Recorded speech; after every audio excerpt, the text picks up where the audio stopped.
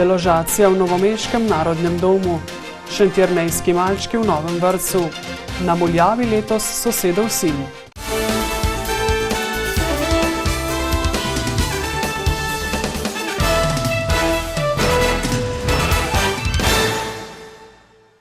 Lepo pozdravljeni. Novomeški narodni dom, ki je najstarejši na Slovenskem, je zdaj prazen. Dopoldne so namreč izvedli deložacijo, ki je bila sicer napovedana že za konec junija, a so jo takrat na občini po sklepu sodišča ustavili. Pred Sokolskim domom je bilo dopoldne precej živahno, nam je dogajanje orisal eden od uporabnikov doma. 21 policistov, par varnostnikov, par ljudi iz komunale, ki so zgleda pripeljali neko ograjo, da jo bojo postavili okoli in okoli stavbe, zato da nobeden od uporabnikov ne bo mogel priti do svojih del. Njihove stvari, ta hip naj bi v njem delovalo med 10 in 15 uporabnikov, so namreč ostale v stavbi. Vse je v bistvu potekalo zelo na miren način, zato ker v bistvu res že vemo, da nas probajo ven dati že ne vem koliko časa. Tako da pač pričakovano je. Danes je bilo vse mirno, kakor je lahko pač to mirno, brez živčnih izpadov, brez nekih napetosti, tako da Šeremet je bil pospremljen ven. Potem so delavci okrog stavbe postavili ograjo, ki naj bi preprečila morebiten ponoven vstop. Mestna občina je pred dobrim tednom dobila odločbo gradbenega inšpektorja, da mora objekt zaščititi in da ni primeren za delovanje. In v tem smislu bomo mi dodatno zavarovali objekt, zato da bo varen. Spomnimo, deložacija je bila sicer napovedana za 28. junij, a je občina takrat dobila sklep sodišča o ustavitvi postopka, saj je bilo Društvo za kulturno osveščanje izbrisano iz sodnega registra. Mi smo tudi, glede na to, da je sodišče ustavilo izvršbo proti društvu in da je v tem obvestilu bilo, da bivajo noter posamezniki, smo dali tudi ovadbo policiji, da ugotovi, kdo so te osebe in da sproži ustrezne postopke. Na občini načrtujejo nujna vzdrževalna dela, za katera je v proračunu zagotovljenih 125 tisočakov. Denar za obnovo strehe je v letošnjem proračunu, tudi imamo že izvajalca zbranega, ki je seveda ustavil dela v lanskem letu, hkrati pa smo tudi že pripravili dokumentacijo za prenovo, najnujnejšo prenovo fasade in sanacijo stavbnega pohištva na ta način, da se res vsaj ta najnujnejša dela zagotovijo takoj. Nadalje pa je treba začrtati celovito obnovo, dodaja župan. Ravno v času deložacije Narodnega doma so na Rotovžu v 7. sili predstavili projekt gradnje širokopasovnega omrežja v novomeški občini. V 2 letih bodo vsi občani imeli dostop do hitrejše internetne povezave. Najmanj 100 megabitov na sekundo. Hitri internet je danes osnovna dobrina, a je v novomeški občini brez dostopa do širokopasovnega omrežja še veliko prebivalcev izven mestnega središča. To je bilo za ponudnike komercialno zanimivo, obrobje pa ne. Po preverbah je za takšno gradnjo, torej komercialno, zanimivih 53 naselij. Tam bo optiko gradil Telekom, drugje pa jo bodo zagotovili v sklopu projekta Rune oziroma Rural Network. V tem trenutku je dobra tretjina občanov, gre predvsem za primestni del brez hitrega širokopasovne povezave in okoli 1600 priključkov bo zgrajenih v okviru projekta Rune in približno takšno število tudi sa strani podjetja Telekom. V 2 letih bo tako vsako gospodinjstvo v občini, izjema je 48 objektov, ki so lokacijsko oddaljeni, imelo možnost dostopa do širokopasovnega omrežja. Financiranje celotne investicije je zagotovljeno iz različnih zasebnih virov na evropske ravni, se pravi, niti lokalna skupnost, niti občani ne rabijo prispevati k investiciji popolnoma nič. Z izjemo priključka v hišah, ki bo plačljiv, a ga bodo, tako Šalamon, verjetno ponudniki subvencionirali skozi zmanjšano naročnino. Sogovornika se strinjata, da je naložba pomembna za socialni in gospodarski razvoj občine. Se pravi, ljudje bodo lahko od doma delali, lahko se bodo doma učili, lahko bodo odpirali podjetja in koristili vse druge storitve, ki so vsem, ki živijo v mestu, že pravzaprav samoumevne. Prednost širokopasovnega omrežja, zgrajenega v sklopu projekta Rune, je ta, da gre za odprto omrežje, kar pomeni, da si bo lahko posameznik izbral kateregakoli ponudnika teh storitev. Prijetno zgodbo na področju predšolske vzgoje pišejo v šentjernejski občini, kjer se veselijo prve faze novo zgrajenega vrtca, v katerega so se nedavno preselili. Vrtec 1 ima 10 oddelkov, po 5 v vsakem nadstropju, tako da je v njem prostora za 190 otrok. Ali bo to zadostovalo za rešitev prostorske stiske v zadnjih letih, bo bolj jasno, ko bodo zgradili še drugi del vrtca oziroma vrtec 2, ki bo z novim povezan v obliki črke L. Ob prihodu so nas pričakale svetle igralnice, ki imajo vstop v otroške sanitarije in umivalnico ter prostorno pokrito teraso. Stene v pastelnih barvah lepo dopolnjujejo leseni elementi na hodnikih in stopniščih ter pohištvo v naravni barvi bukve. Prišli smo do telovadnice, do naših prostorov za strokovne delavce, kabinete imamo 2 kabineta, kuhinjo malo večjo, razdelilno. Tudi malčkom je novi vrtec očitno všeč, še bolj pa tisto, kar je v njem. Kaj ti je v novem vrtcu najbolj všeč? Igrače. Tebi? Vrtec. Nov vrtec, cel. Kaj pa tebi? Kaj ti je najbolj všeč? Igrače. Tudi igrače. Kakšne so pa igralnice? Lepe. Meni všeč Velanda. Meni pa plus.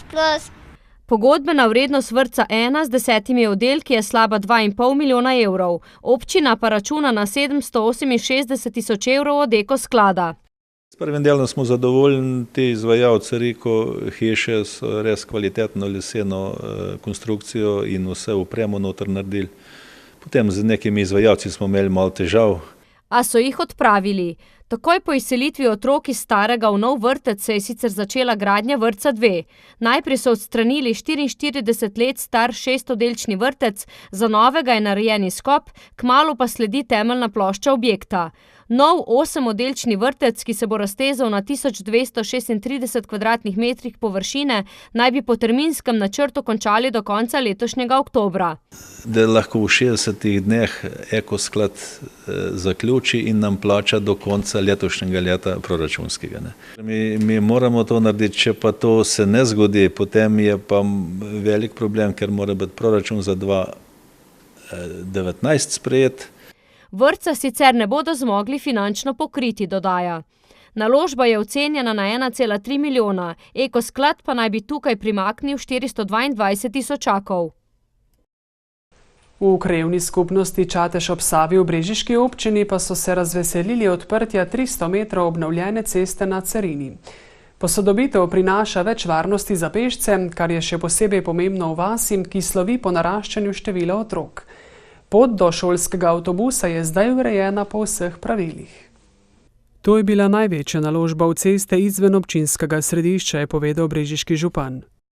Gre za izjemno zahtevno križišče, ki je bilo potrebno zaradi lažjega dostopa znižati praktično celo cesto za 2 metra. Poleg tega je bilo potrebno narediti tudi pločnik, oporne zidove in pa seveda vse ostale infrastrukturo, ki je bilo potrebno prestaviti zaradi same ceste. Vrednost del je bila 430 tisoč evrov. V ceno sta všteti še javna razsvetljava in avtobusno postajališče. Obnovo so začeli lani novembra, priprave pa segajo v leto 2012. Mi smo namreč tistega leta izrazili pobudo na krajevno skupnost za pločnik, ki bi potekal tam od začetka vasi pa tlele do avtobusne postaje, ki je bila prej za nami. Nekako je bil potem projekt pripravljen v obliki, kot ga vidimo danes, in seveda zadeva je bila povezana z bistveno več finančnimi sredstvi, kot smo mi v začetku pričakovali. Bratanič se je kot predstavnik vasi zahvalil občinskemu svetu, da je soglašal z dražjim projektom. To izkazuje željo lokalne politike po ohranjanju življenja na podeželju. Redno urejamo vaško središče, prejemamo nagrade za bolj urejenega, bom rekel. Ampak to je pa res bilo tisto, kar je bilo pa nujno. Na Cerini, značilnem vinogradniškem območju, je obljudenih še 40 hiš. Na Muljavi že več desetletij ohranjajo tradicijo letnega gledališča na prostem. Člani kulturnega društva Josip Jurčič Muljava so se letos odločili, da se gledalcem predstavijo s prvo slovensko realistično povestjo Sosedov sin, ki jo je Jurčič napisal leta 1868. V njej ima osrednjo vlogo Anton Smrekar, bogat kmet, ki ima hčerko edinko Franico. Ta se zaljubi v sosedovega Štefana, pridnega in poštenega fanta, a Smrekar Franici najde drugega snubca, ki pa ga ta ne mara. Predstavo odlikuje pristno muljavsko narečje. Jaz sem imel problem, ki je vloga napisana v knjižnem jeziku in sem mogel vse prevajati. To je prvič prevest in marsikajšen stavek, kar je tam zapisan, sem ga mogel čisto drugače brati, da se mi lepo izteče, bi rekel, po besedi ali kakorkoli. Vlogo Franice prepričljivo igra Barbara Tekavec. Večina članov njene družine je tako ali drugače dejavna v predstavi. Ja, mi smo familija vsi tukaj, mami je tukaj, 2 brata sta tukaj, oba detka sta igrala, babice so šivale kostume, postavljali so sceno odvedno, pa lučke, dela en brat letos pa tako. Tako da je tradicija, ko pride poletje, gremo sem, pol šele na morje. Poleg Franice pa si Tekavčeva v prihodnje želi še ene vloge. Cvet in sad Matilda.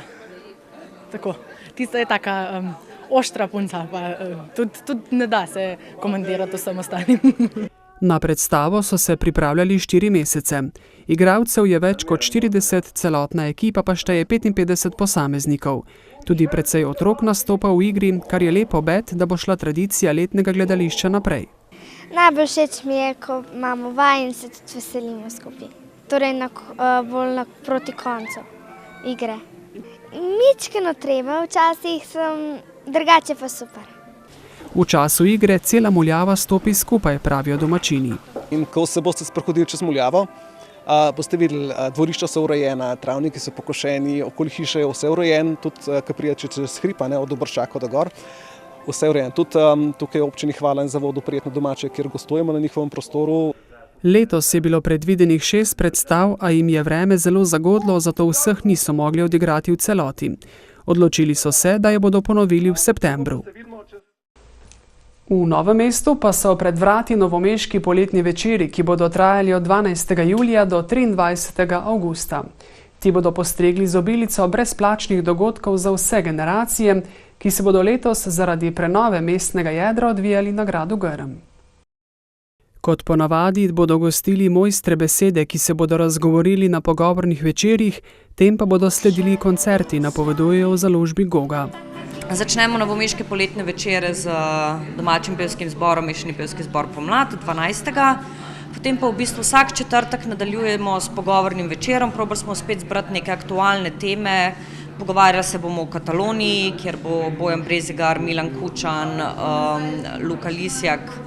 Letošnja novost je festivalska hišna zasedba pod vodstvom Ane Čop. Z raznolikimi dogodki torej vabijo vsak četrtek z izjemo 2 sobote, ena lutkovna predstava, pa Rudi Bučar, ki bo tudi prvič se v Novem mestu predstavil na novomeških poletnih večerjih, bo pa 11.8. Pa zaključimo vse to z veliko rojstnodnevno zabavo založbe Goga, 20 let. Vse skupaj se bo izteklo do 3. festivala kratke zgodbe Novo mesto Šort. Gre za festival, ki je namenjen sodobni kratki prozi, predvsem za nagrado Novo mesto, kjer se bodo izbrale 4 najboljše kratkoprozne zbirke lanskega leta. Prav tako pa bomo priredili pripovedovalski večer, ki bo imel letos rdečo nit z naslovom Umori na Balkanu. Povabili so 4 uveljavljene ustvarjalce, da napišejo kratke zgodbe in jih prosto povedo pred občinstvom. In sicer Tadeja Goloba, Borisa Dežuloviča, Ervina Hladnika Milharčiča in Svetlano Slapšak. Letošnje poletje piše zgodbe na več področjih. Naj bo čim več srečnim koncem tudi v nocojšnjem večeru. Nasvidenje.